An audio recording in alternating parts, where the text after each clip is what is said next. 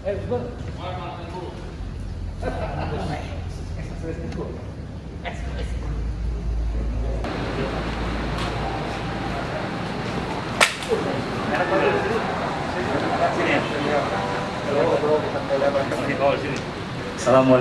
warahmatullahi wabarakatuh. Swastiastu, Namo Buddhaya, salam kebajikan. Pertama-tama kami ucapkan terima kasih atas Tuhan Yang Maha Kuasa kami bisa hadir di sini langsung di Kota Banten. Bersama saya di Presiden KSPI Musa Iqbal, juga ada Pak Dipitum dan juga ada Pak Kabid Humas. Kami dua presiden dulu sengaja datang ke Banten untuk menjemput anggota kami sebagai bentuk perhatian atas solidaritas perjuangan mereka sudah mereka lakukan. Dan kami mengapresiasi Polda Banten sekaligus meluruskan informasi-informasi yang beredar saat ini di masyarakat. Polda Banten sudah melaksanakan protap dengan sangat benar. Tidak ada penerobosan barikade kepolisian pada saat aksi, tidak ada sama sekali. Jadi Polda Banten sudah melaksanakan SOP internalnya dengan sangat luar biasa. Tidak ada benturan antara buruh dengan kepolisian. Sekali lagi saya sampaikan, tidak ada benturan apapun, tidak ada penerobosan paksa dan juga barikade kepolisian di kampus buruh, tidak ada. Masa yang masuk ke ruang Pak Gubernur itu adalah masa yang tadi mau beraudiensi dan tidak ada ruangan yang representatif pada saat itu, dan akhirnya terjadi aksi spontanitas massa. Sebagai pimpinan buruh tingkat nasional, kami mengakui tindakan memenuhi kursi gubernur ataupun mengambil minuman dan makanan itu salah. Tetapi ada dasar daripada itu. Mereka tidak ditemui oleh pejabat representatif di Banten, di Pemprov Banten. Itu yang terjadi, tidak ada rencana, tidak ada perintah dari organisasi untuk melakukan itu. Saya Musa Iqbal memimpin aksi sudah 12 tahun di negeri ini. Tidak pernah ada benturan apapun. Karena kami mengedepankan aksi damai tanpa kekerasan. Jadi sekali lagi, kami berharap kasus ini agar bisa mengambil langkah restoratif justice yang digaungkan oleh Pak Kapolri. Ada ruang untuk itu. Dan juga kami minta kebesaran hati Pak Gubernur Banten, Pak Wadid Halim, sebagai bapak, ini anak-anaknya semua, para buruh yang di Banten ini, agar segera mencabut laporan. Dan kami yakin Pak Gubernur pasti bisa mencabut laporan dan mengedepankan restoratif justice yang digaungkan oleh polisi saat ini. Tidak ada gunanya melanjutkan masalah ini berlarut-larut, tidak ada gunanya juga memperpanjang masalah ini. Kami semua menyadari, semua juga pasti ada dasar pada saat melakukan hal tersebut. Jadi sekali lagi terima kasih kepada Banten yang sudah menangguhkan penahanan anggota kami pada hari ini, karena bagaimanapun mereka tulang punggung keluarganya, mereka sangat ditunggu di rumahnya. Dan mereka tidak ada niat untuk melakukan kejahatan. Sekali lagi, mereka bukan penjahat dan tidak ada niat melakukan kejahatan. Polda Banten sudah melakukan tindakan yang tepat untuk melakukan penegakan hukum. Kami hargai itu.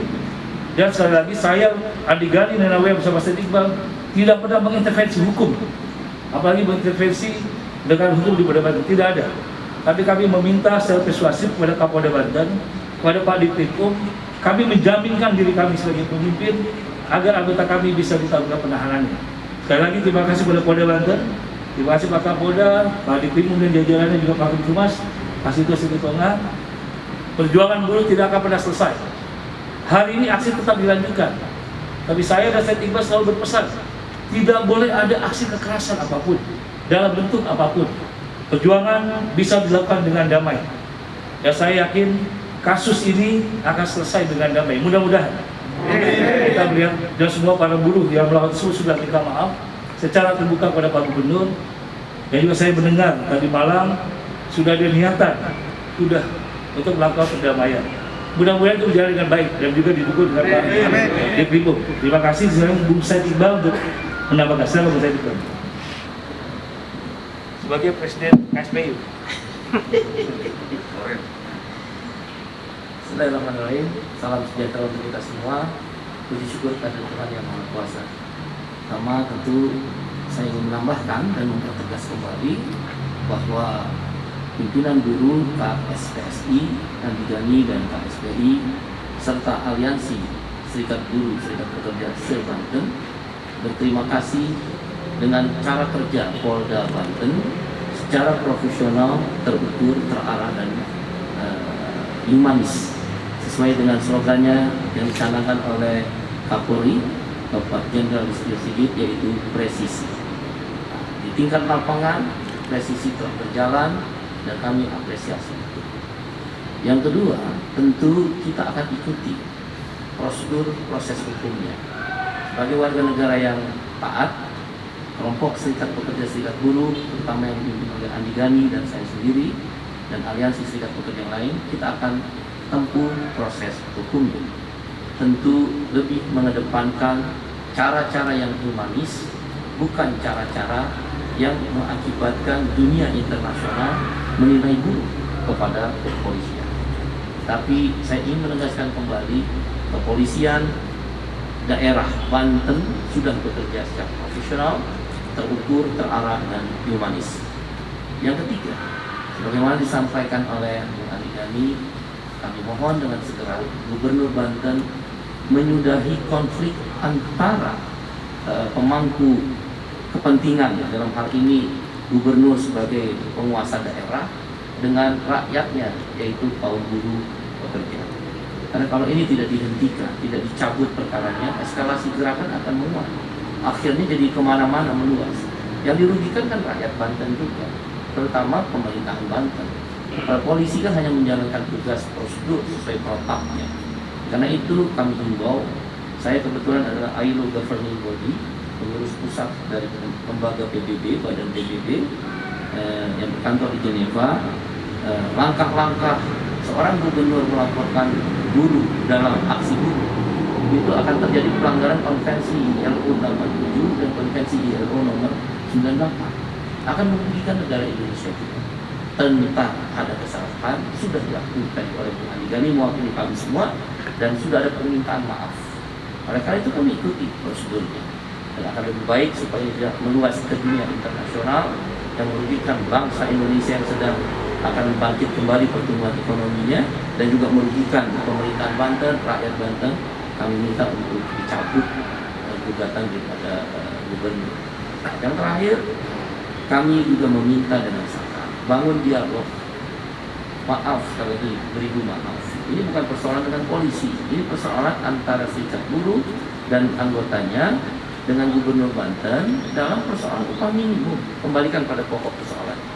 Ini ada persoalan upah minimum, tidak ada hubungannya dengan tindakan kriminalisasi atau kejahatan-kejahatan lainnya. Maka kami minta setelah ini dudukan persoalan pada upah minimum, bangun dialog, karena kami merasa gubernur Banten ini nggak mau berdialog. Ini adalah tentang bukan persoalan kriminal ansih, ini adalah persoalan tentang sebab akibat. Ada sebab maka ada akibat. Sebab karena gubernur tidak pernah mau berdialog, bertemu daripada para pengunjuk rasa, akibatnya spontanitas terjadi pelanggaran kesalahan yang tentu tidak berlebihan pada tindakan kriminal yang berat, tapi lebih pada, kalau menurut pendapat kami, ringan yang bisa didialogkan. Karena itu bangun dialog kembali dengan serikat pekerja. Pak Gubernur Banten bisa menerima putusan serikat pekerja, berdiskusi agar upah minimum yang diminta, yang diaspirasikan oleh serikat pekerja bisa dikabulkan sebagaimana telah diputuskannya SK Gubernur DKI Jakarta terhadap UMP tahun 2022. Tangerang Selatan, Kota Tangerang, Cilegon, Serang itu dekat sekali dengan Jakarta. Nggak mungkin beda upahnya terlalu jauh. Kan jelas Gubernur DKI adalah azas hukum, mentaati keputusan Mahkamah Konstitusi. Dengan demikian PP nomor 36 menurut pendapat kami gugur. Kalau dia gugur, gubernur bisa menggunakan diskresi untuk memutuskan. Yang kedua, pendekatan ekonomi. Bappenas menyatakan, Menteri Bappenas, setiap 5% kenaikan upah minimum dia akan berdampak pada peningkatan atau pertumbuhan daya beli 180 triliun. Siapa yang diuntungkan? Pengusaha, bukan buruh. Buruh itu belanja, naik upah belanja. Terus siapa yang mendapat hasil belanja? Pengusaha. Jadi keliru kalau dikatakan bahwa kenaikan upah yang dituntut oleh kaum buruh mengakibatkan pengusaha tutup. Pengusaha hidup, karena Menteri Bappenas bilang 180 triliun tumbuh. Kalau dia tumbuh, berarti proses produksi meningkat, output produksi meningkat. Jadi apanya yang salah? Nah, pendekatan rasa keadilan juga menjadi penting. Di seluruh dunia sebagai ILO Governing Body tidak pernah kenaikan upah minimum di bawah inflasi. selalu di atas inflasi. Karena inflasi itu tolak ukur makroekonomi untuk mengukur kenaikan barang. Kalau naik barang 1%, upah naik 0,8%, bahkan tidak naik, ya artinya nombok 0,2% setiap bulan dulu. Kalau nggak naik, ya nombok 1,09%. Jadi nggak masuk akal. Oleh karena itu, dari apa yang telah diproyeksikan pertumbuhan ekonomi 4 sampai 5,2% oleh Bapak Presiden Jokowi, salah satunya meningkatkan konsumsi, salah satu ukuran meningkatkan konsumsi, rasa keadilan harus ditegakkan adalah naik upah. Demikian. Ada pertanyaan, teman-teman? Silakan. Kalau dari Krimum, rencana tindak lanjut misalkan ada restoratif justice seperti apa? Terima kasih. Assalamualaikum warahmatullahi wabarakatuh.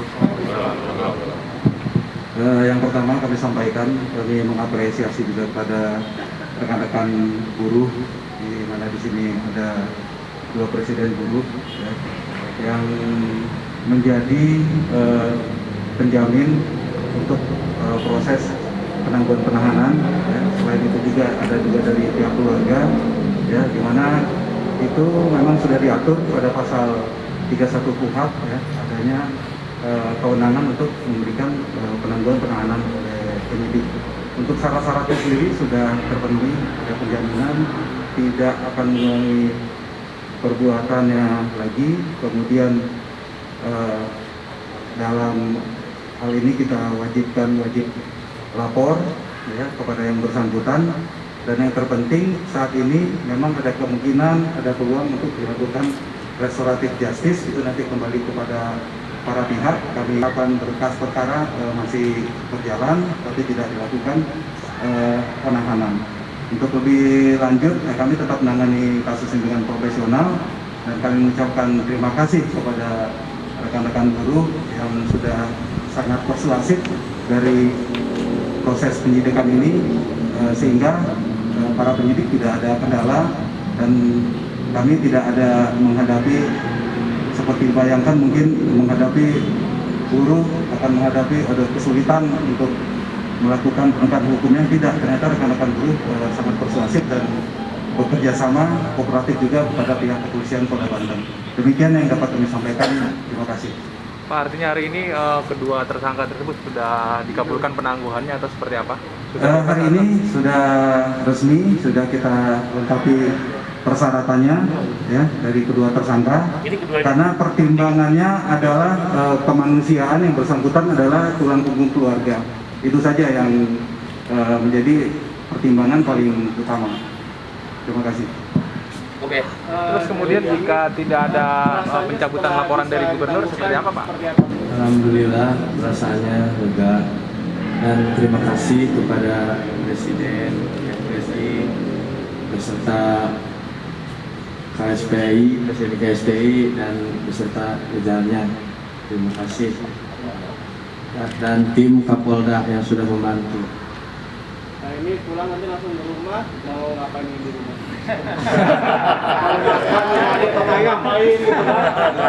Oke ya, udah ya, makasih ya. Hidup dulu! Hidup dulu! Hidup dulu! Hidup dulu! Tadi malah nah, yang ketiga satu lagi. Ayo, oke, sini. Oke. Foto.